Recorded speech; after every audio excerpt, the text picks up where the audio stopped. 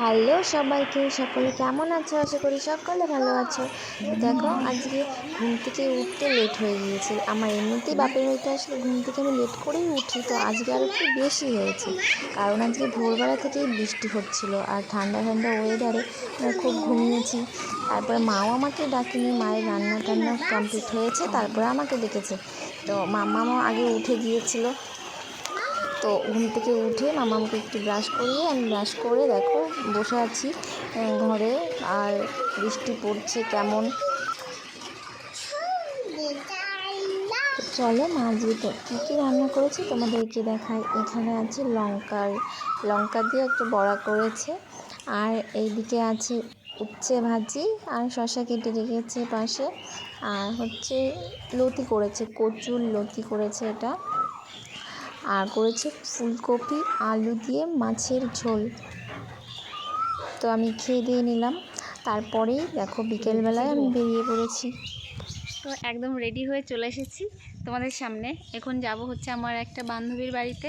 তো সেখান থেকে যাব হচ্ছে আর একটা বান্ধবীর বাড়িতে। তো তোমরা সেই বান্ধবীটাকে অনেকেই চেনো, মানে অনেকটা চেনা মুখ। তো চলো আমরা যেতে থাকি আর তোমরা ভিডিওটা দেখতে থাকো। তো একটা বান্ধবীর বাড়িতে এসে দেখো কাকিমা গাছের মানে ওদের বাড়ির কাছে আম কেটে দিয়েছিল, তো সেটা খেয়ে আমরা বেরিয়ে পড়ছি। এই যে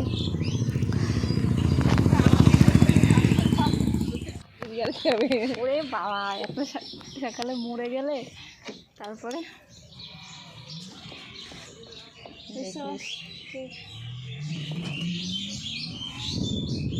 তোর থেকে মোটা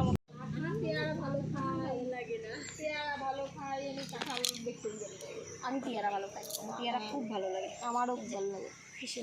অনেক দিন পর বান্ধবীদের সঙ্গে দেখা, তো সেই জন্য গল্প করতে করতে না ভিডিও করার কথাটাই আমি ভুলে গিয়েছিলাম। তারপর যখন বাড়িতে আসছিলাম তখন হচ্ছে মানে ওদের কাছে অনেক লেবু হয়েছে, তো যে কটা লেবু নিয়ে যা তোরা, তো ও লেবু পেরে দিচ্ছিল, তখন মনে পড়েছিল ভিডিও করার কথা। আর এই দুটো লেবু দেখো আমি লাফিয়ে লাফিয়ে পারছি, কারণ হচ্ছে ওর দুটো অনেকটা উঁচুতে ছিল, ও পারছিল না, তাই আমি একটু লম্বা আছি, তাই জন্য ও বলছিল যে তুই লাফিয়ে পার এটা।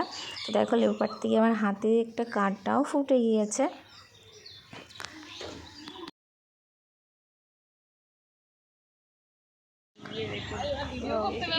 এই যে আমার বান্ধবীরা এখন চলে যাচ্ছে।